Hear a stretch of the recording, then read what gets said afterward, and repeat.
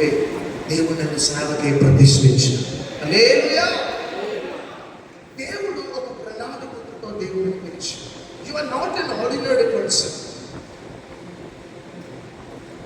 ఈ లోకం దృష్టిలో నీవు నేను ఎట్లున్నా దేవుని దృష్టిలో మన గొప్పవాడు. దేవుడు నీకు ఇచ్చిన బాధ్యత ఈ లోకంలో ఎవ్వరికి పని బాధ్యత ఇచ్చిన అది తన పని చేయటానికి దేవుడు మనకి ఇచ్చిన బాధ్యత. Be serious about your ministry. అది పరిచర్య అనేది ప్లే గ్రౌండ్ కాదు. పరిచర్య అనేది ఆటలతో కూడినది కాదు. పరిచర్య అనేది తోచినప్పుడు చేయటం, మూడు లేనప్పుడు ఆపేయడం, అది కాదు పరిచర్య. పరిచర్య అనేది మహిమ కలిగిన పరిచర్య. హల్లెలూయా. చాలా శ్రేష్టమైన పరిచర్య. ఈ సేవ అనేది పరలోక సంబంధమైన పరిచర్య.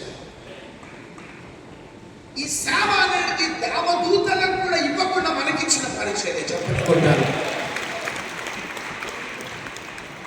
ఈ సేవ అనేది ప్రపంచంలో నేను ఎవరిని నమ్మా. పీటర్ని నేను నమ్మి నేను ఇస్తున్నా. డేవిడ్ని నమ్మి నేను నీకు ఇస్తున్నా. స్టాండ్ని నేను నీకు నమ్మిస్తున్నా. ఏం అర్హతనండి. నేను ఎవరిని నమ్మా. నేను నమ్మా. ఆయననే నమ్మా. ఆయననే నమ్మా. నేను ఎవరిని నమ్మా. నిన్నే నమ్మా అని మనల్ని నమ్మి ఇచ్చిన పరిచర్య.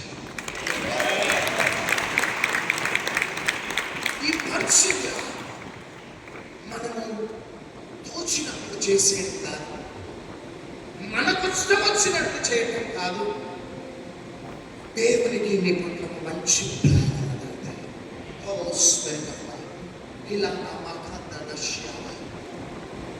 పేతురు యెరూషలేములోనే ఉండు.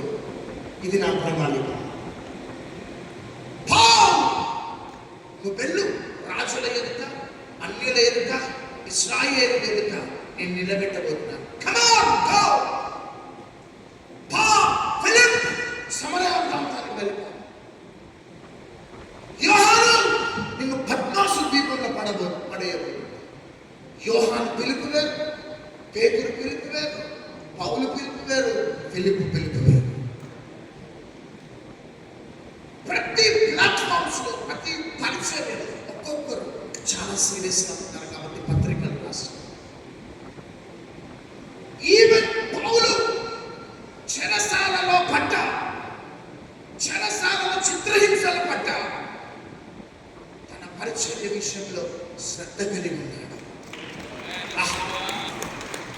బయట ఉన్నప్పుడు పరిగెత్తలే, బయట ఉన్నప్పుడు ఆశ, బయట ఉన్నప్పుడు దాహం, బయట ఉన్నప్పుడు మంట కాదు.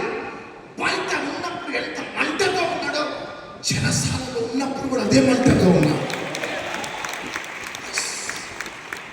కారణం సీరియస్నెస్. అందుకనే కొరింథీయులకు రాసిన మొదటి పత్రిక 13వ అధ్యాయం 11వ వచనంలో నేను